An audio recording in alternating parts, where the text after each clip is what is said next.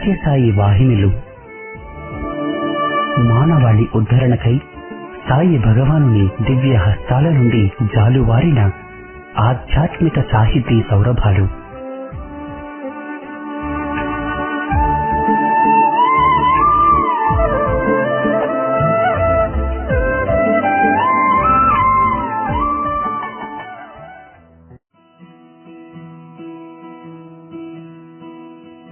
Radio Sai శ్రోతలందరికీ సాయిరాం. మానవుడు తన జీవిత ప్రస్థానంలో నేర్చుకోవలసినటువంటి ఆధ్యాత్మిక సత్యాలను, భారతీయ సంస్కృతి ఆధ్యాత్మికతల యొక్క ప్రాముఖ్యాన్ని, అంతరార్థాల్ని వివరిస్తూ స్వామి వివిధ రూపాలలో తమ ప్రబోధలను మానవాళికి ప్రసాదించారు. ఉపన్యాసాలు, పద్యాలు, చిన్న కథలు, రచనలు, ఇలా ఎన్నెన్నో. స్వామి సనాతన సారథి మాసపత్రికకు స్వయంగా తమ దివ్య హస్తాలతో ఎంతో శ్రమల కూర్చి 15 వాహినులు రాశారు.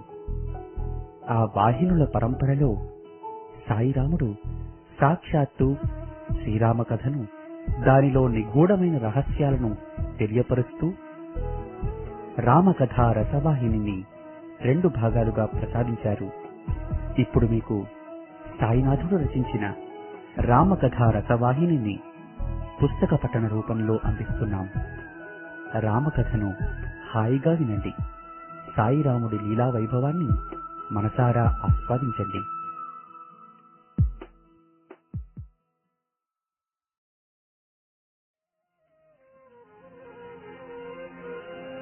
శ్రీరాఘవం దశరథాత్మజమప్రమేయం సీతాపతిం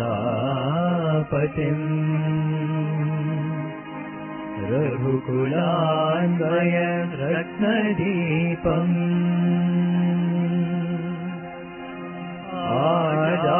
ఆజానుబాహం అరవింద దళాయతాక్షం రామం నిశాచర వినాశకరం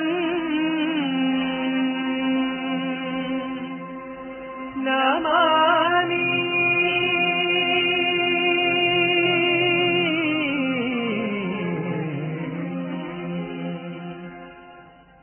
రామకథను వినరయ్యా, రామకథను వినరయ్యా,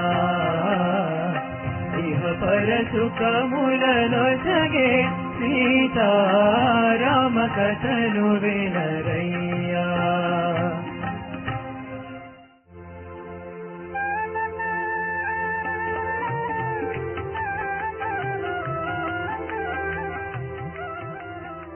ఓం శ్రీ సాయిరామ్. రామకథా రసవాహిని.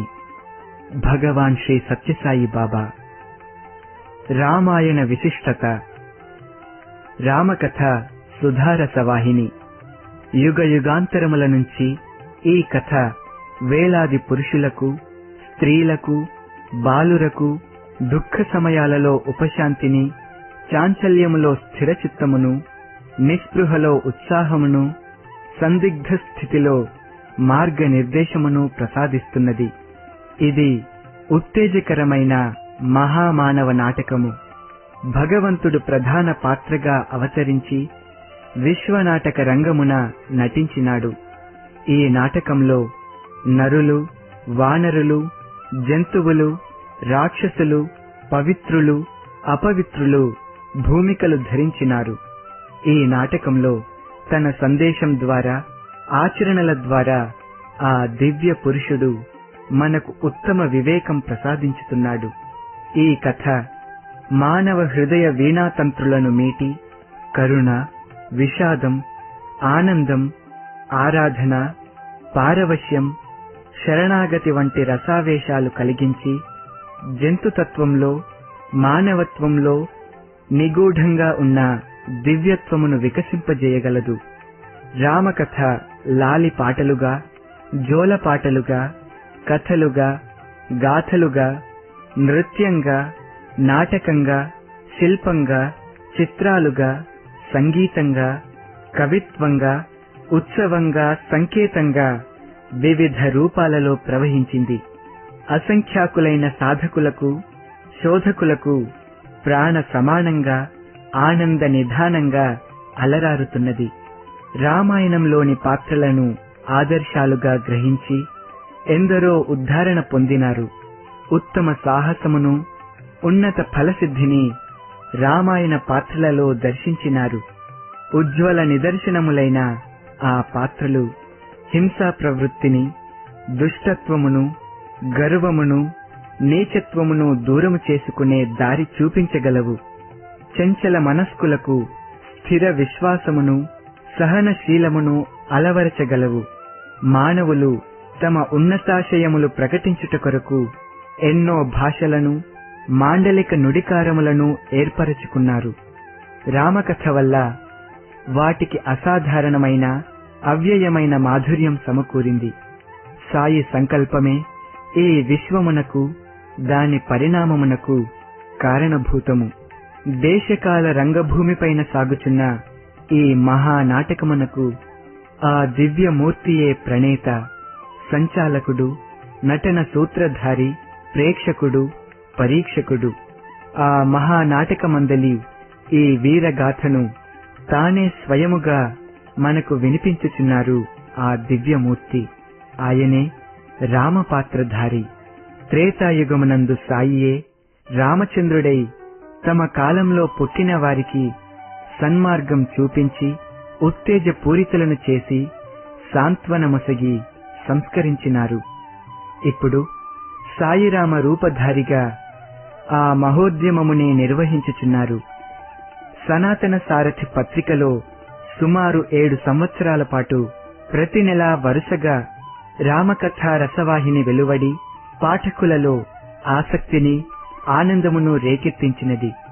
అవి చదువుతున్నప్పుడు పాఠకులకు సమకాలిక సంఘటనలను, అనుభవాలను చదువుతున్నట్లు, ప్రస్తుత కాలపు క్లిష్ట సమస్యలకు అవసరమైన పరిష్కారములను ఆదేశిస్తున్నట్లు అనుభూతి కలుగుతున్నది.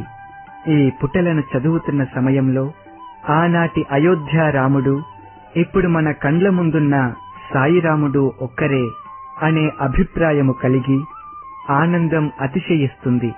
శాస్త్ర విజ్ఞానము ఈనాడు భూగోళమును ఒక చిన్న వ్యోమయాన నౌకగా తయారు చేసింది. సంకుచితమైన ఆ పరిధిలోనే మానవ జాతి తన భవితవ్యమునకు రూపురేఖలు దిద్దుకొనవలసిన పరిస్థితిని కల్పించింది. సాయి తత్వము ఈ వ్యోమగామి నౌకను సుఖశాంతులకు ఆలవాలమైన ప్రేమ మందిరముగా తీర్చిదిద్దుచున్నది. ఇటువంటి విశ్వ ప్రేమ వికాసమునకు అవరోధాలు కల్పిస్తున్న దుష్ట శక్తుల నిర్మూలనానికి తరుణోపాయం చూపటానికే సాయి ప్రభువులు ఈ గ్రంథ రచనను సంకల్పించినారేమో.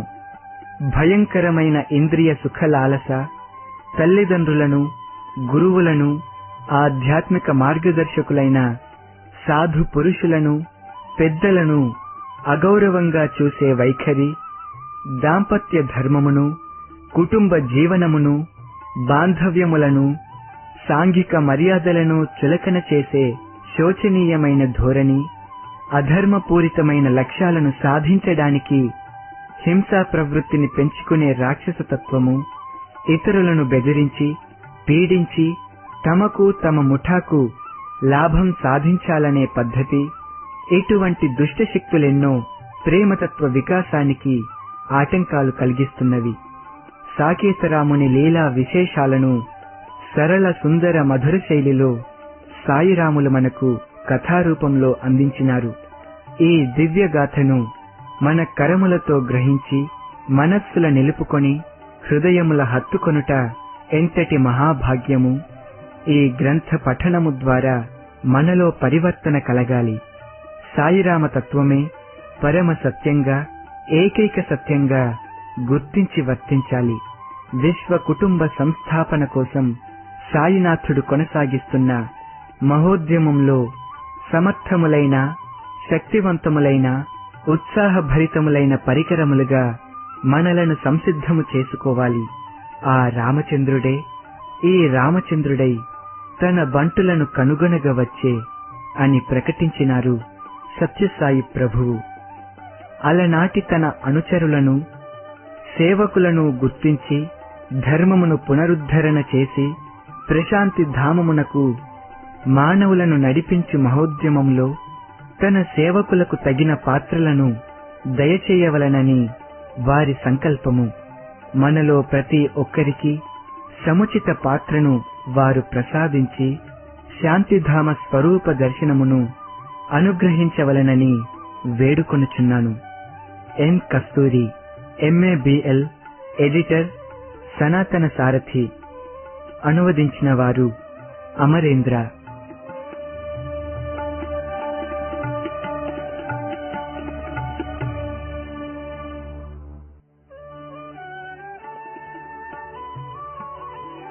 చిత్రకూట పర్వతము మీద ఉన్నప్పుడు శూర్పణఖ రావటం, లక్ష్మణుడు ముక్కు చెవులు కోయటం, రావణునితో చెప్పి సీతను లంకకు తీసుకురావటానికి కారణం అయ్యింది శూర్పణఖ.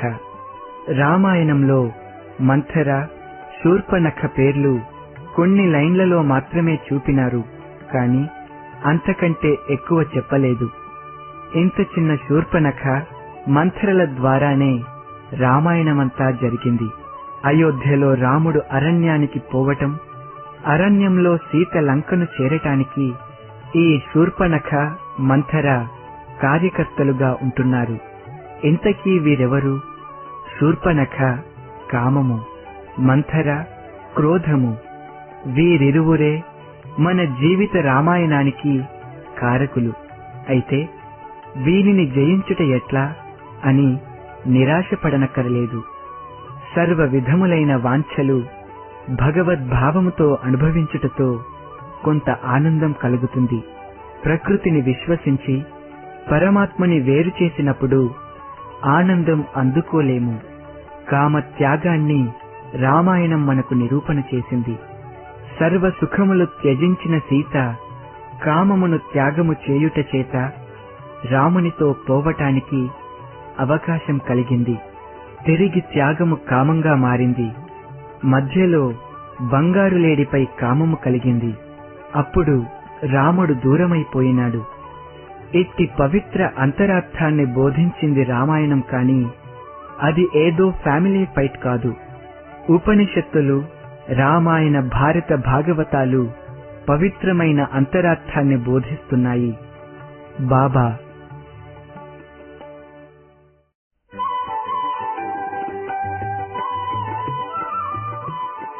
అంతరార్థము. ప్రతి దేహంలోనూ రాముడు అంతర్యామి. ప్రతి అంతరంగంలోనూ ఆనందధాముడు, ఆత్మారాముడు. అంతరంగమందలి ఆనంద నిర్ఘరం నుంచి ఎగసి వచ్చే రాముని చల్లని ఆశీస్సులు శాంతి సౌఖ్యప్రదములు. మానవ జాతినంతను ఏక సూత్రముతో సంధింపగల ప్రేమకు, ధర్మమునకు ఆయన మూర్తీభావము. రామాయణము 2 పాఠములను బోధించుచున్నది. నిస్సంగత్వము ఎంతో విలువైనదని, ప్రతి ప్రాణిలోనూ దివ్యత్వమును గుర్తించవలనని బోధించుచున్నది. అయోధ్యానగరపు భోగ భాగ్యములను విసర్జించుట చేత సీతాదేవి వనవాస కాలమున రాముని సన్నిధి పొందగలిగినది. కాంచిన మృగమును చూచి మోహములో పడుట వలన ఆమె రాముని సన్నిధిని కోల్పోయినది.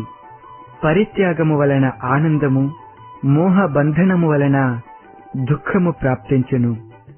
లోకమున జీవించుచున్నప్పటికీ లౌకిక జీవితమున మునిగిపోరాదు. రాముని సోదరులు, సహచరులు అందరూ ధర్మమూర్తులే. దశరథుడు 10 ఇంద్రియములున్న భౌతిక కాయము. ఆయన 3 రాణులు సత్వరజస్తమో గుణములు. ఆయన 4 కుమారులు చతుర్విధ పురుషార్థములు. లక్ష్మణుడు బుద్ధి, సుగ్రీవుడు వివేకము, వాలి దుఃఖము, హనుమంతుడు ధైర్యము. భ్రాంతి అనే సాగరమున సేతుబంధనము జరిగినది.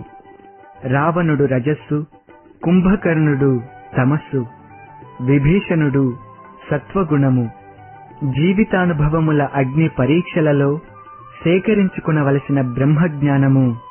సీత రాముని వైభవమును భావన చేసి హృదయమును నిర్మలముగను శక్తిమంతముగను దిద్దుకొనవలయును.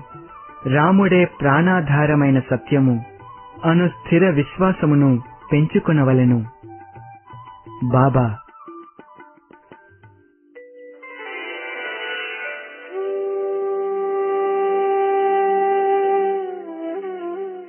ఒకటి. శ్రీరామతత్వము.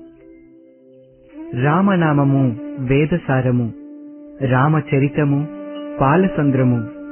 నాడు మొదలు నేటి వరకును ఏ ఇతర దేశములందు కాని ఏ ఇతర భాషలందు కాని ఇంతటి మహాకావ్యము పుట్టలేదనియే చెప్పవచ్చును.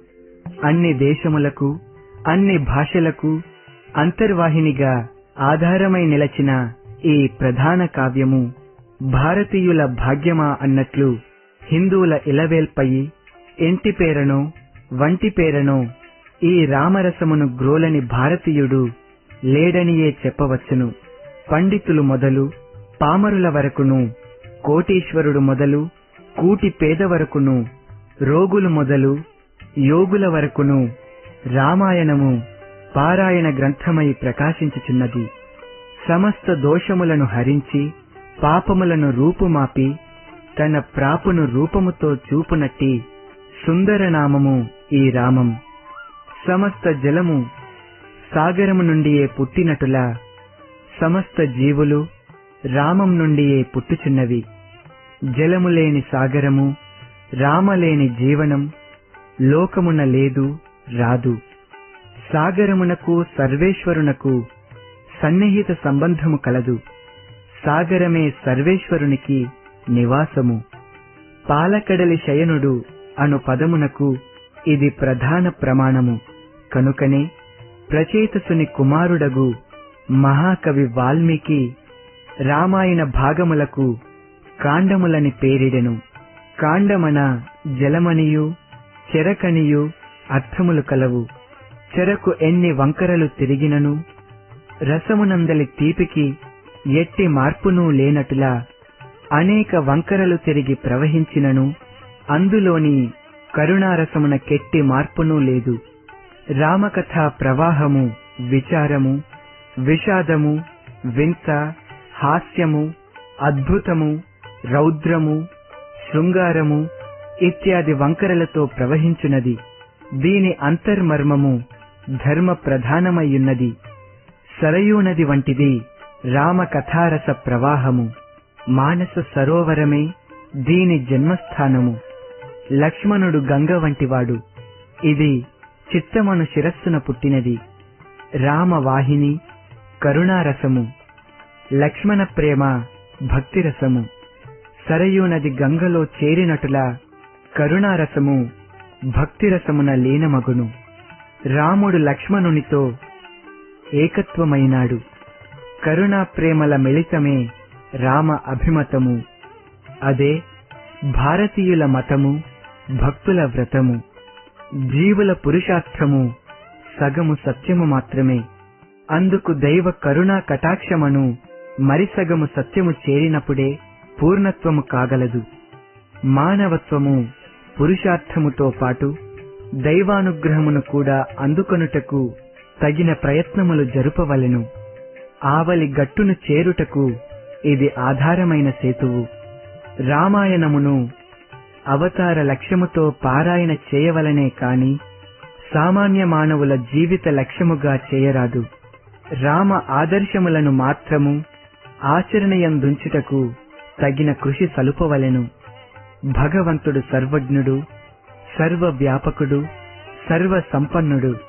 అట్టివారి ఆటలు కాని మాటలు కాని సామాన్యములు కావు. జీవితోద్ధారణకు తగిన బాటయే అతని వాక్ ఊట.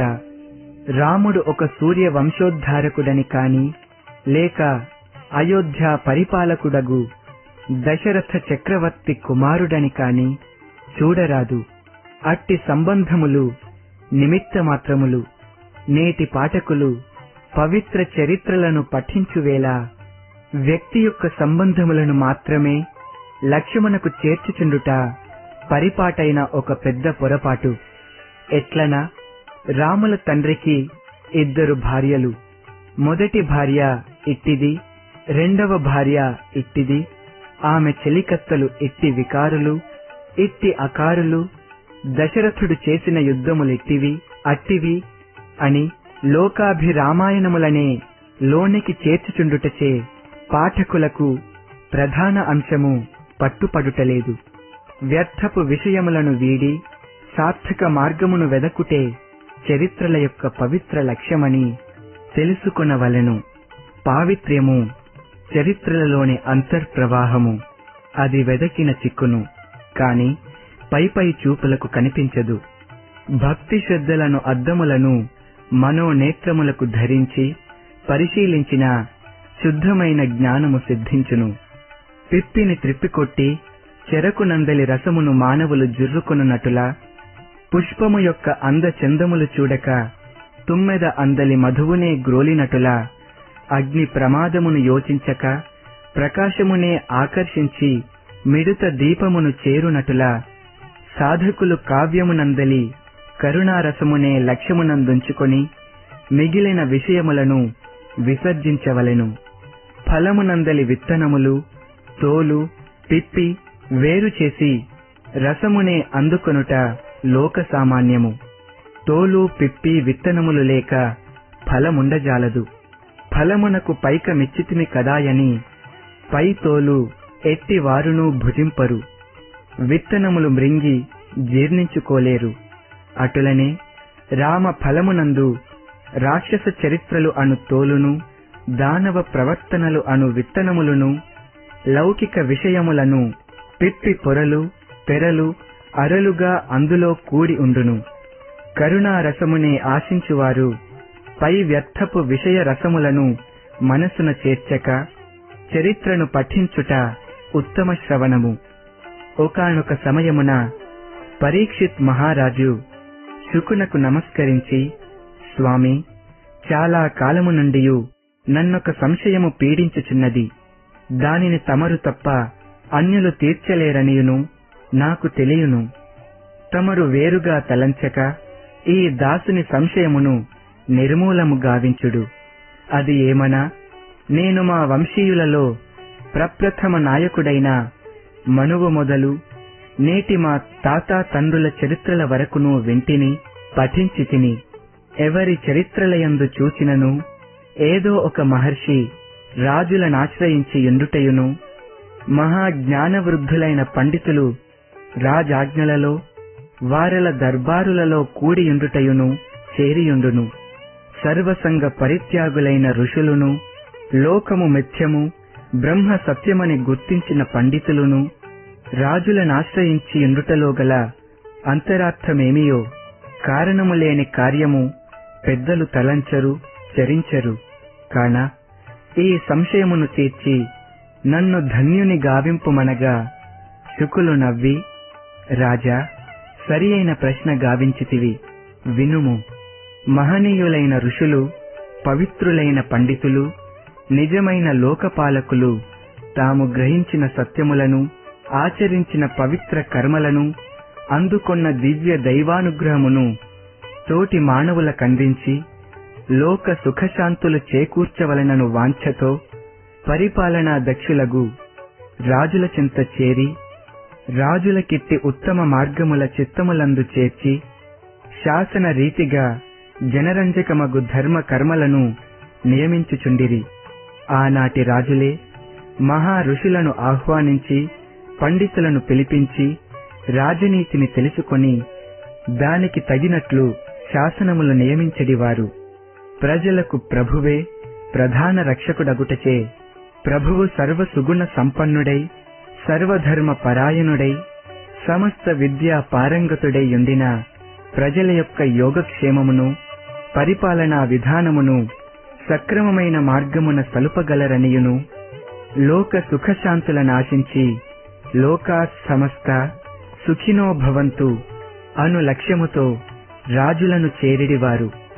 ఇంతియే కాదు, జన సుఖదాయకుడు, రవికుల నాయకుడు, కౌసల్యా కిశోరుడు, వసుదేవ నందనుడు, గోపీజన వల్లభుడు, గోలోక వాసుడు అగు శ్రీమన్నారాయణుడు రాజవంశములందు జన్మించినను వార్త వేద శాస్త్రములందు సూచించుటచే భగవద్ దర్శనార్థమై అప్పటికప్పుడు రాజులను చేరుటకు వీలుగా యుండదనియును, చేరినను దైవానందమును మనసారా అనుభవించ సాధ్యము కాదనియును ఆలోచించి కొందరు దివ్య దృష్టి గల మహనీయులు ముందుగానే ఆయా రాజుల కొలువు కూటముల చేరి దైవరాకకై తపించుచుందురు. అట్టివారే వశిష్ఠ, వాసుదేవ, విశ్వామిత్ర, గౌతమ, గర్గ, అగస్త్య ఇత్యాది మహర్షులు. వీరలకేమి కొదువ, త్యాగులు, విరాగులు అయిన ఈ ఋషులు రాజుల చెంత చేరి వ్యర్థ ప్రసంగములు గావించుటకై రాజుల కొలువు కూటముల చేరలేదు, లేదా వారి కానుకలందుకొనుటకు కాని, వారందించు తలభారపు బిరుదులను తగిలించుకొనుటకు కాని ప్రభువులను చేరలేదు. విశ్వనాథుని దర్శనమునకును ధర్మరక్షణ దీక్షకును లోకపాలురను చేరిరి. వేరు కారణములేవీనూ లేవు. ఆనాటి రాజులు కూడాను దైవ చింతనా తత్పరులై ప్రజా పరిపాలనకు తగిన మార్గములను పండితుల వలనను ఋషుల వలనను తెలుసుకొని తమకు తామే ఆశ్రమములకు వెళ్ళుటయో లేదా వారలను రాజభవనములకు రప్పించుటయో జరిపించి ఆలోచించరివారు. ఆనాడు స్వార్థరహితులగు ఋషులు, అధికార వాంఛారహితులగు పండితులు రాజులకు సలహాదారులుగా నుండుటచే ఆనాడు తిండి గుడ్డలకు కాని, తీర్థ గృహములకు కాని ఎట్టి కొరతయూ లేక నిత్య కళ్యాణము, పచ్చ తోరణములతో ప్రజాక్షేమమే ప్రభువు దేహముగను, ప్రభువే ప్రజల గుండెలుగను తలంచి స్మరించి వరించి తరించిరి అని శుకులు మహర్షుల చర్యలను వాంఛలను నిర్దాక్షిణ్యముగా నిండు సభలో గంటవలే మ్రోయించెను. చూచితిరా, మహనీయులు ఏ పని చేసినను ఎవరితో చేరినను లక్ష్యము దైవత్వముపై నుండుటచే సర్వకర్మలు ధర్మరూపమును ధరించి లోకమును ఉద్ధరించెను. పారాయణములు సలుపువేళ, పఠనము గావించువేళ లక్ష్యమును దైవ భావమున చేర్చి కథలోని వంకరలను వంటిలోనికి చేర్చక నిశ్చల నిష్ఠతో నీతి నిజాయితీలను మదియందుంచి కర్తవ్యమును నిర్వర్తించవలెను. ధర్మ సంరక్షణార్థమై అవతరించు దైవము సమస్త ప్రాకృత లీలలను సాధారణ మానవుని వలె చేయుచుండును, చేయవలెను. కారణము లోకులకు ఆదర్శమునందించుటకు, అనుభూతులను కలిగించుటకు. లీలలు చూచుటకు సామాన్యమైనటువంటివిగా కంటికి కనిపించినను అందులోని రసము, సరసము, సౌందర్యము, పుష్టి విశ్వమును మోహింపజేయును, హృదయముల పరిశుద్ధపరచును, మనసుల మరిపించును, మాయను వదలించును, మధురత్వమును అందించును. ప్రాకృతములుగా కనిపించు తన లీలలన్నీయును అప్రాకృతములే, మాననీయములే, దివ్యములే. రామచరిత్ర వ్యక్తి చరిత్ర కాదు, విశ్వచరిత్రమనియే చెప్పవచ్చును. రాముడు సమష్టి స్వరూపుడు, సర్వవ్యాపకుడు. రామచరిత్ర కొంతకాలము మాత్రమే జరిగెనని తలంచరాదు. ఇది ఆద్యంతరహితమైన చరిత్ర. రామేచ్ఛ లేక చీమైనను కుట్టదు, ఆకైనను రాలదు.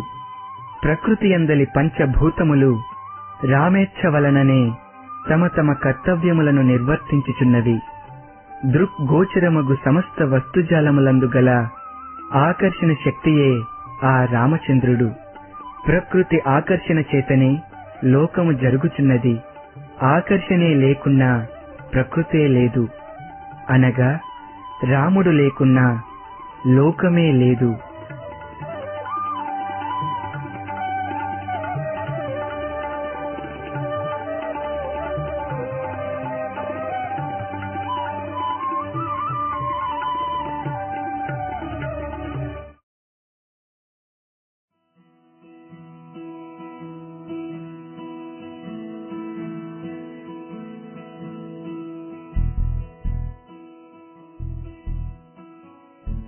ఇంతవరకు మీరు సాయి భగవానుడు రచించిన రామకథా రసవాహిని పుస్తక పఠనాన్ని విన్నారు. ఆదివారం తరువాయి భాగంతో మళ్ళీ కలుసుకుందాం. అంతవరకు సెలవు. సాయిరాం.